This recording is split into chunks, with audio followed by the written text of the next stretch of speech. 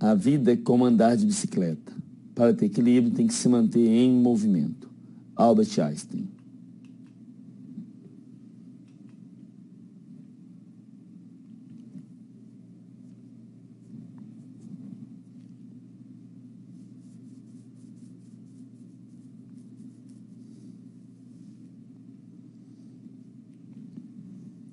Olá, tá vendo? Estamos de volta aqui, tudo bom com você? Vamos falar de que hoje é de tecnologia e educação.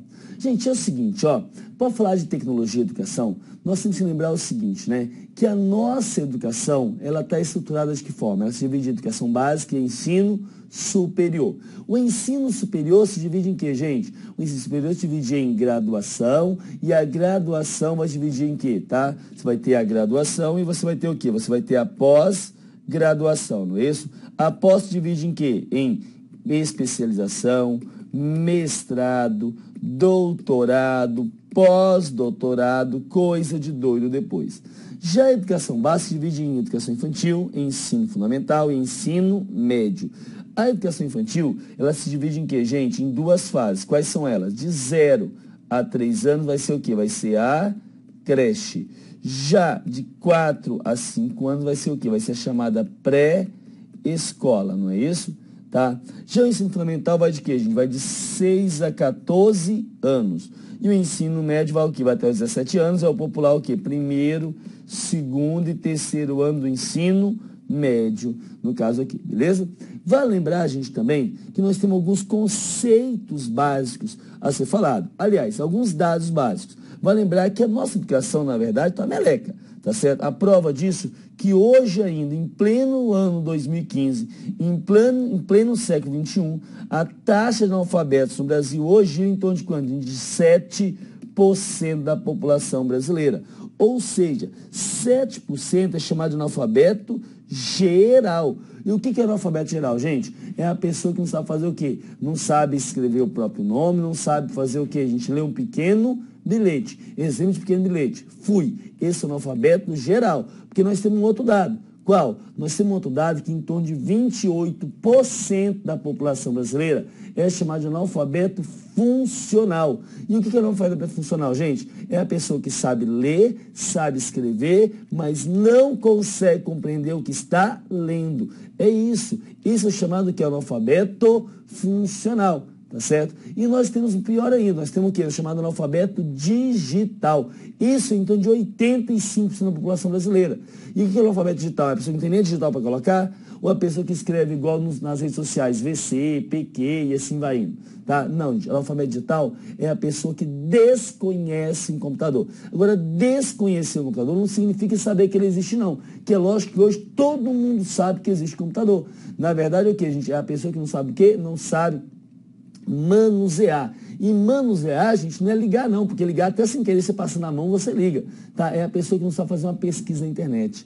É a pessoa que não sabe pagar uma conta via internet. Esse é o chamado analfabeto digital, no caso aí, beleza? Então nós temos o quê? Nós temos esses 3 níveis de classificação de conceitos de analfabeto. Professor, mas hoje no Brasil, tá? A educação brasileira, tá certo? Ela é obrigatória? As pessoas têm obrigação de matricular seus filhos na escola? Sim. Vale lembrar, gente, que quando a gente fala de educação, nós estamos falando de quê? Do artigo 208 da nossa Constituição.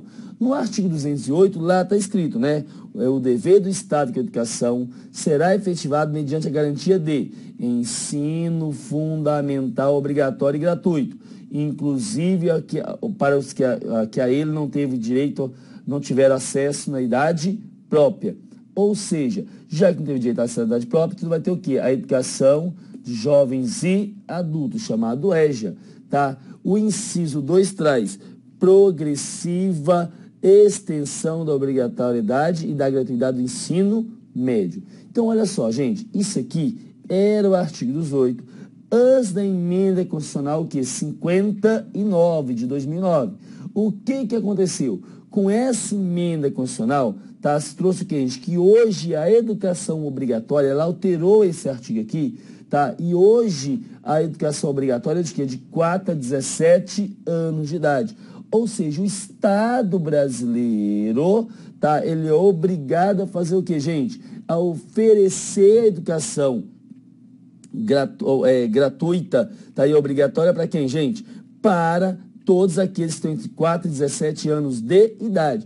E quem não tiver, quem tiver ultrapassado isso, que é assegurado, inclusive, sua oferta gratuita para todos que a ela não tiver acesso na idade própria. Ou seja, continua o quê? Educação de jovens e adultos. Então, hoje o Estado brasileiro, ele é obrigado a fazer o quê? Oferecer isso aí. Gente, vai lembrar que esse ano 2015 é o divisor de águas, porque até 2015 era o quê?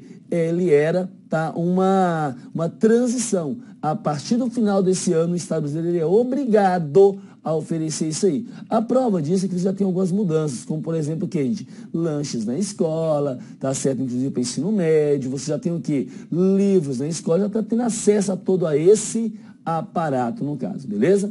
Gente, olha só, mas aí vem a pergunta. Professor, o Estado é obrigado a bancar o ensino, mas os pais são obrigados a matricular os seus filhos na rede regular de ensino? Sim, isso é verdade, isso está lá na LDB, isso está no ECA, isso está onde, gente? No Código Penal. Olha só, no ECA, tá a Lei 8.069, de 3 de julho de 1990, dispõe sobre o Estatuto da Criança e Adolescente.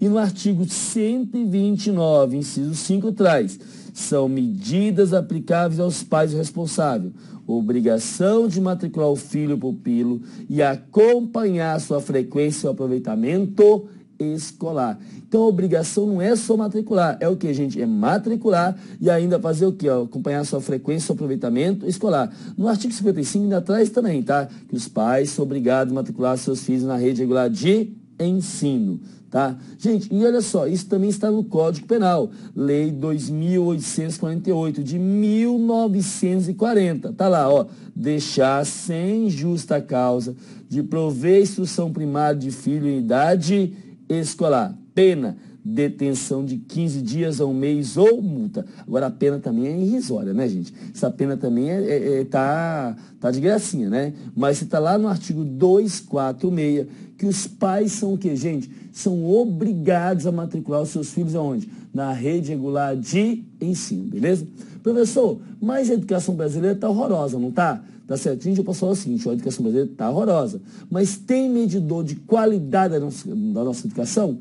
Tem, nós temos medidor de qualidade, tá? Vai lembrar o quê, gente? Que nós temos lá medidor de qualidade como o SAEB, como o IDEB, como o ENEM, tá certo? Aliás, professor, o que é SAEB? SAEB é Sistema de Avaliação da Educação Básica. IDEB é o quê? Índice de Desenvolvimento da Educação Básica. Professor, e ENEM? Ó, gente, ENEM não é a expressão que o aluno faz quando vai ver o resultado da prova, não. ENEM, tá certo? Não é não, gente. ENEM é o quê? Exame Nacional de Ensino Médio. E o detalhe é o seguinte, gente, o ENEM é uma prova feita ao final do ensino médio, tá? E ela é de quê? Ela não é obrigatória, mas é praticamente obrigatória, né? Aquela optatória que a gente chamava na faculdade, né? Gente, ou seja, ele é uma prova optativa, faz quem quer para verificar a aprendizagem ao final do ensino médio. Mas ele é utilizado pelo governo em vários âmbitos. Então, por exemplo, o que acontece? Tá certo? As pessoas fazem o Enem, e o Enem hoje é utilizado, como por exemplo, como forma de ingresso em várias faculdades, inclusive universidades públicas. Quer mais um pouquinho? Tá, gente, para participar do ProUni. O que é o ProUni? O ProUni é Programa Universidade para Todos. É considerado pelos críticos e por mim também, mas a minha opinião não vale muita coisa, para quê, gente? Como o melhor programa de inserção social do atual governo, tá certo? Por que isso? O que é o ProUni, na verdade? O ProUni pega pessoas jovens, pessoas que fez todo o ensino médio em escola pública, que fez o Enem, que tirou a média pelo menos acima de 45% do Enem, e dependendo da renda da família per capita para o aluno lá, vai dar o quê? Vai dar bolsas integrais ou parciais em escolas, em universidades públicas. Tá certo? É isso. Então, é a inserção social. E aí, dados traz o quê? Que quem faz o quê, gente? Um nível superior, aumenta a própria renda em mais de 120% e aumenta a renda da família em torno de quanto, gente? De 26%. Então, é realmente o quê? Uma inserção social. Vamos lembrar que nós já falamos sobre as questões de cotas no Brasil, não é verdade? Tá? Então, nós temos o quê? Nós temos o ProUni aqui no caso, tá certo, gente? Então, nós temos o ProUni. Professor, mas eu já ouvi falar também do tal do Pronatec. O que é o Pronatec? Gente, é basicamente a mesma coisa que o ProUni. Qual é a diferença? É que o ProUni, ele vai fazer o quê? Ele vai dar bolsas integrais ou parciais em faculdades particulares, aonde, gente, tá no Brasil inteiro. Já o Pronatec, ele é outra coisa. O que é o Pronatec, gente? Ele é o quê? É basicamente o ProUni, só com técnico de ensino técnico. Então tá aqui, o Programa Nacional de Acesso ao Ensino Técnico e de Emprego, Pronatec, foi criado pelo governo federal em 2011, com o objetivo de ampliar o quê? A oferta de cursos de educação profissional e tecnológica. Vai lembrar o seguinte, tá? O ProUni, vamos lembrar aqui, o ProUni, o que dá bolsa em faculdades particulares, tá? Ele é para quem? Para quem vem de escolas públicas, tá certo? E tem renda lá embaixo. Professor, então para quem vem de escola particular, para que fazer, tá, o Enem? Ah, porque ele pode participar de uma coisa chamada SISU. O que é o SISU? É o Sistema de Seleção Unificada. O que é isso na verdade, tá, gente? O que é o SISU na verdade? É o seguinte, quem faz o Enem, tá? Pega todas as suas notas, joga ela para cá, gente, para o ranking. E aí os melhores colocados vão ter direito a fazer o quê? Tá? A escolher quais federais ele quer cursar ao longo do Brasil. Qual é o curso? Quem vai escolher? Os primeiros colocados aqui. Então, hoje tem universidades no Brasil que, para ingresso do seu aluno, ele faz o quê, gente? Ela utiliza o Enem. Então, pega o Enem, ranqueia o quê? Ranqueia, tá, pelo sistema de seleção unificado, e aí universidades públicas no Brasil, tá, vai fazer o quê? Vai utilizar esse sistema aqui. Da mesma forma que nós temos o ProUni, nós temos o Pronatec. Da mesma forma que nós temos o SISU, nós temos o quê, gente? O SISUTEC. O que é o SISUTEC? Ó, é o Sistema de Seleção Unificada de Educação Profissional e Tecnológica. É o sistema informatizado, gerenciado pelo MEC, Ministério da Educação. Ó, cuidado, pessoal, tem mania de colocar MEC, Ministério da Educação e Cultura. Tem cultura não, tá? Já tem o Ministério da Cultura próprio lá, tá certo? No qual instituições públicas e privadas de ensino superior e de educação profissional e tecnológica oferecem vagas gratuitas em cursos tecnológicos na forma subsequente para candidatos participantes do Exame Nacional de Ensino Médio. Quem pode participar? Pode fazer inscrição no Sistema de Seleção Unificada da Educação Profissional e Tecnológica, SISUTEC, tá certo? O estudante que participou do Exame Nacional de Ensino Médio, ou seja, você vai participar do SISUTEC de 2014, quem fez em 2013, 2015, quem fez em 2014, e obteve nota superior a 0 na redação, ou seja, não pode zerar a redação. E é necessário informar o número de inscrição e a senha usados no Enem do ano anterior ao SISUTEC. Você vai fazer. Lembramos que o número de inscrição e senha de outras edições de exame não são aceitos. Tem que ser do exame o quê, gente? Do ano anterior, no caso aqui, beleza? Então, você fez 2012, tem que fazer 2013, e assim vai indo. Então, nós temos o quê? Nós temos, tá, o nosso sistema educacional. Professor, mas tem avaliação internacional da nossa educação? Tem uma coisa chamada PISA. O que é PISA? O que merece nossos alunos? Não, né, gente? Tá, também. Mas é o que, gente? PISA é o Programa Internacional de Avaliação de Estudantes, assim em inglês. Tá? É um programa que faz o que, gente? Que avalia vários países do mundo. Tá? Você vai fazer o quê? Avaliações de português, na língua mãe de cada país, tá? De matemática, tá? De quê? De ciências, tecnologia. E aí sim você vai fazer um ranking. Qual é o problema, gente? É que o Brasil sempre está entre os últimos colocados. E o Brasil é um dos países que menos investe em educação. Vai lembrar disso. O Brasil é um dos países que menos investe em educação per capita, não é isso? Ó, para você ter ideia, o Brasil hoje investe uma média de R$ 2.200 por ano com cada aluno na escola pública. Essa é a média. Ah, professor, tá bom. Então tá, vou dizer que o Brasil investe em média R$ 2.000 por mês em cada preso. Ou seja, o Brasil hoje mais investe em quê, gente? Em preso do que o quê? Em educação, no caso aqui, beleza? Mas falando em educação, vai lembrar o quê, gente? Falando em educação, ciência, tecnologia, que o Brasil está na ponta da tecnologia mundial. tá certo? Por exemplo, nós temos o quê? Nós temos a Petrobras, que é a melhor empresa de exploração de petróleo em águas profundas. Nós participamos da corrida espacial. Nós temos que a base de lançamento de que, gente, de Alcântara, no Maranhão. Tudo bem que nós explodimos a base em 2004, mas nós temos, não é isso? Nós mandamos literalmente 21 cientistas para o espaço. Gente, nós participamos da pesquisa na Antártica, com a base Comandante Ferraz. Tudo bem que nós tocamos fogo na base, mas olha só, tinha que ser brasileiro para conseguir fazer o quê, gente? Tocar fogo no gelo. Afinal, você acha que é fácil? Tenta colocar fogo no gelo e ver se consegue, tá certo? Gente, olha só, mais ainda, nós temos que a Embrapa, a Empresa Brasileira de Pesquisas Agropecuárias, que, diga de passagem, a Embrapa é a melhor do mundo no seu ramo de atuação. E ela é pública. Para cada R$1 investido nela, ela devolve em torno de R$12 para o país. Ela é fantástica. A Embrapa faz transgênicos, tá? Ela faz o quê? De organismos geneticamente modificados, organismos melhorados geneticamente. Ela faz o quê? Clonagem de animais, não é isso, gente? Então nós temos que nós realmente estamos participando o quê? Dessas tecnologias. Nós temos um centro de desenvolvimento tecnológico. Ah, professor, mas o Brasil não apoia a pesquisa. Calma lá, gente. Cuidado, a gente costuma muito comparar o Brasil, por exemplo, com outros países. Nós pegamos a empresa no Brasil, a tecnologia no Brasil, a ciência, a pesquisa não é incentivada. Fala o seguinte, vai lembrar que na maior parte dos países do planeta, quem incentiva a pesquisa é a iniciativa privada, não é a pública. Tá certo? Você vai para a Alemanha, por exemplo, os grandes laboratórios são privados. Tá certo? Você vai para os Estados Unidos, os grandes laboratórios são privados. Nem universidade pública, basicamente, você tem.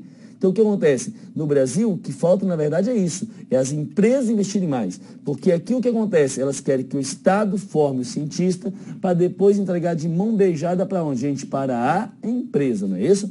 Mas falando em ciência, tecnologia, educação e avanços científicos, nós temos que falar de quem, gente? Da Petrobras, não é isso? Nós temos que falar da Petrobras. Afinal de contas, a Petrobras é a maior empresa do nosso país. E aí, gente, ao falar da Petrobras, eu tenho que passar o que para vocês? Eu tenho que passar todo o histórico da nossa maior empresa, beleza? É o seguinte, ó, gente, a Petrobras, tá, ela começa onde? A historinha dela. A historinha da Petrobras começa lá atrás, tá certo? Lá com quem, gente? Com Getúlio Vargas. Na verdade, tá, ela foi inaugurada em 53, mas ela começa um pouquinho atrás, tá? Quando você tem o quê? Um movimento chamado Petróleo é Nosso. Porque você tinha aqui no Brasil o quê, gente? Empresas multinacionais, não é isso? Então começa, né? Principalmente que após a Segunda Guerra Mundial, tá? Quando você tem o quê? Quando você tem, tá? Não só mais o aço sendo importante, mas o petróleo sendo importante, você vê essa necessidade aqui. Então, opa, calma lá, se o petróleo é importante, nós temos que fazer o quê? Nós temos que privilegiar quem? O nosso país, tá certo? Qual é o problema, gente? É que nessa época, tá? Nós tínhamos o quê? Nós tínhamos empresas nacionais, transnacionais aqui, tá? E começando a explorar petróleo. Pra você ter ideia, a história que vem lá atrás. Em 1939, nós vamos ter o quê? Nós vamos ter sendo perfurado no Brasil, na Bahia, o primeiro poço. Olha só, embora o petróleo ainda fosse considerado dispensável nos anos 30, o Estado foi o grande empresário do setor, tá? Ou seja, o Estado brasileiro. Vamos lembrar lá da nossa aula de economia, o que, gente? É o keynesianismo. É o Estado interferindo na economia.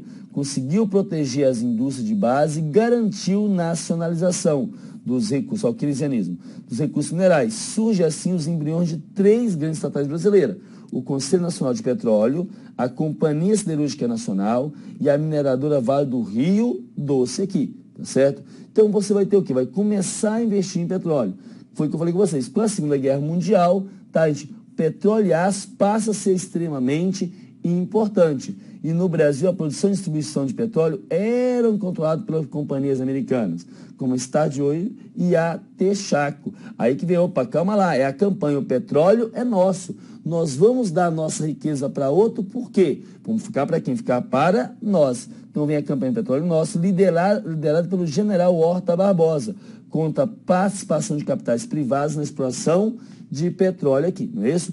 E por isso que com essa campanha, Getúlio Vargas vai fazer o quê? A gente vai falar, opa, calma lá, já que o petróleo é nosso, nós vamos criar a nossa empresa. Ainda quiseram fazer o quê, gente? Tirar de Getúlio Vargas essa ideia, tá certo? Chegaram a falar o que para ele? Falou bem assim, Getúlio, é o seguinte, ó, você vai construir essa empresa para quê?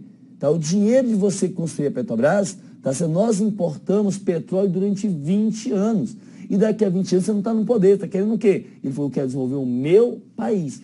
E por isso vai fazer o que em 53, gente? Em 53 vai criar a Petrobras, em 3 de outubro de 53, tá certo? E sendo que Juracy Magalhães foi o quê, gente? Foi o seu primeiro presidente, tá certo? Na Bahia. Agora, olha só o que acontece. Antes mesmo da criação da Petrobras, vale lembrar, gente, que a gente já tinha na literatura, a tese de literatura de Monteiro Lobato, o que, gente? Uma companhia de petróleo, tá certo o que, gente? Brasileira, tá certo? Isso na literatura. Então, no conto, o Poço do Visconde, de Monteiro Lobato, que seria um poço no sítio Pica-Pau Amarelo, tá? Você já falava o quê? Você já trazia essa ideologia, tá? Já trazia essa ideologia do petróleo ser nosso, beleza? Então vai fundar a Petrobras, mas o logotipo da Petrobras, e é esse logotipo aqui, tá? Ou seja,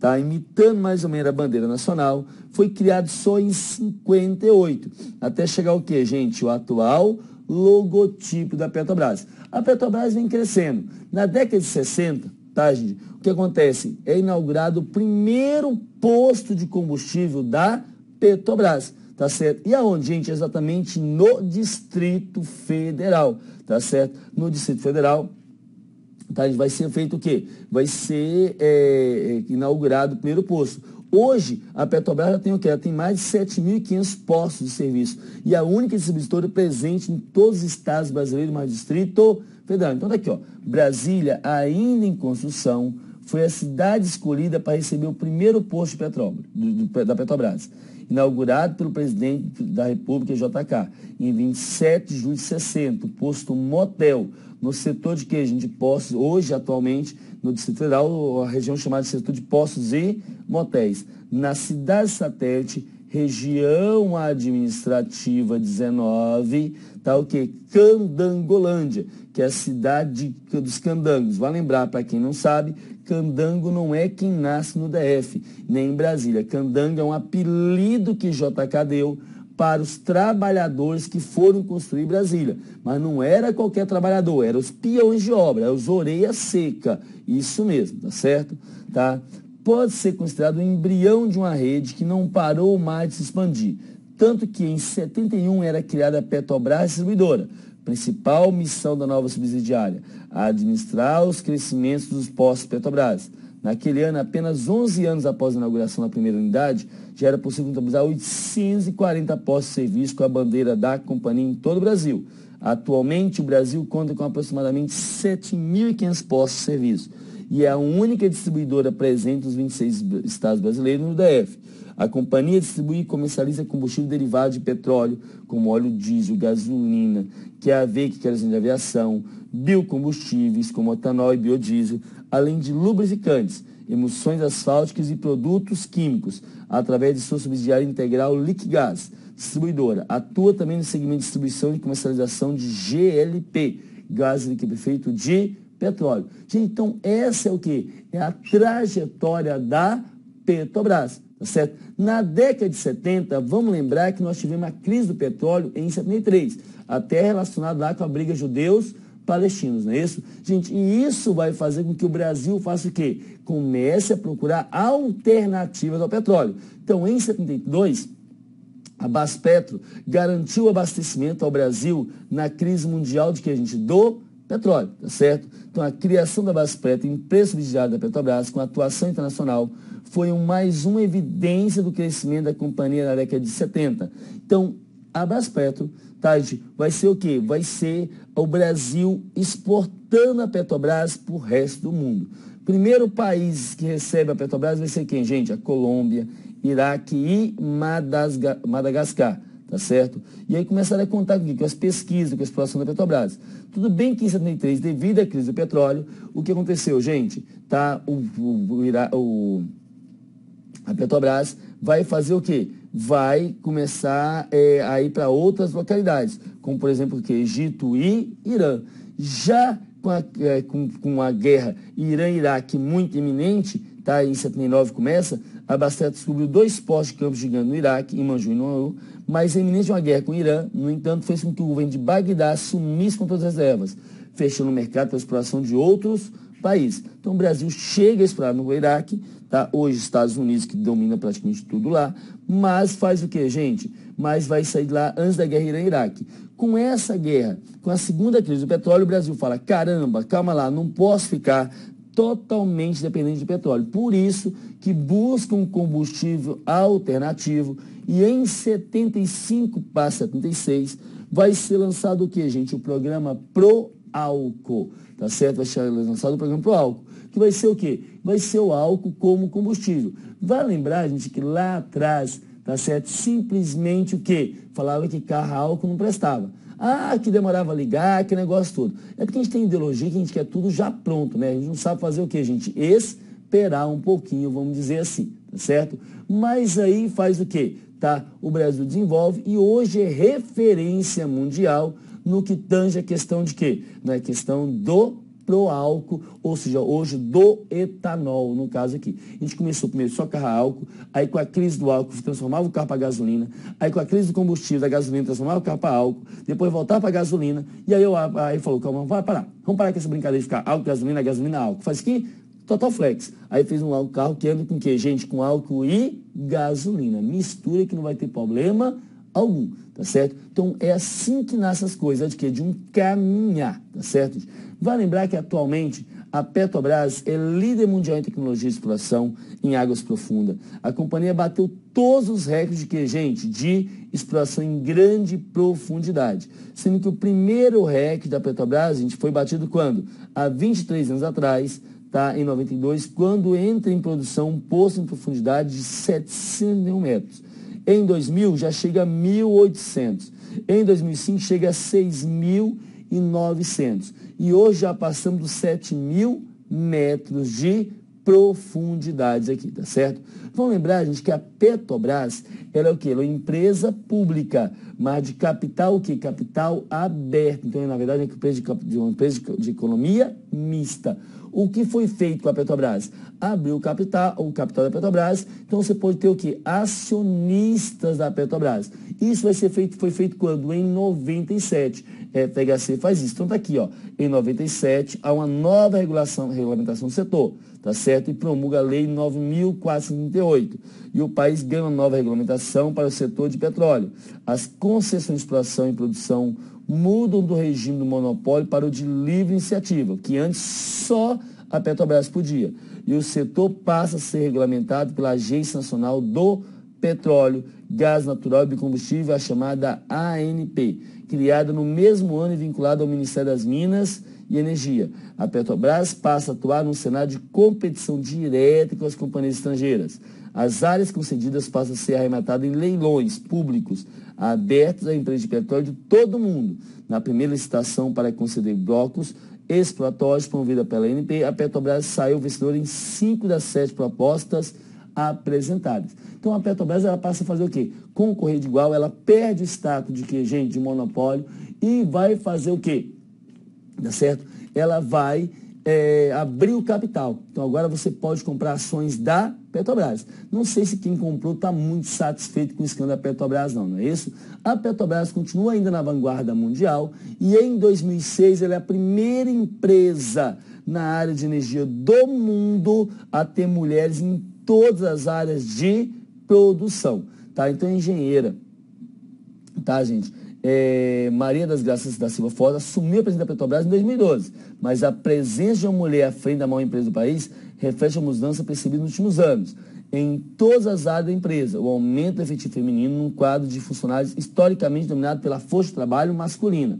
E por conta dessa mudança, desde 2006, olha que importante, a Petrobras recebe o selo de Pró-Equidade. O que é isso? É um selo de qualidade dado para as empresas, que procura fazer o quê, gente? Dar incentivo à equidade, não só, tá, gente, de gênero, mas também o quê? Racial, não é isso?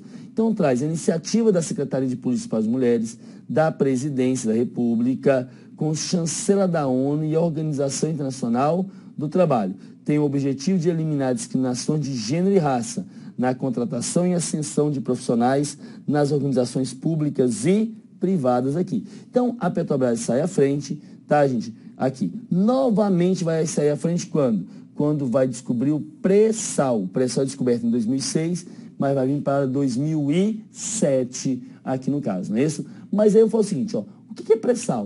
Tem que falar o que é pré-sal. Tem que falar o quê? No marco regulatório pré-sal. Vamos ter que falar de quê? Da mudança da forma de exploração. Que sai de quê? Sai de concessão para partilha.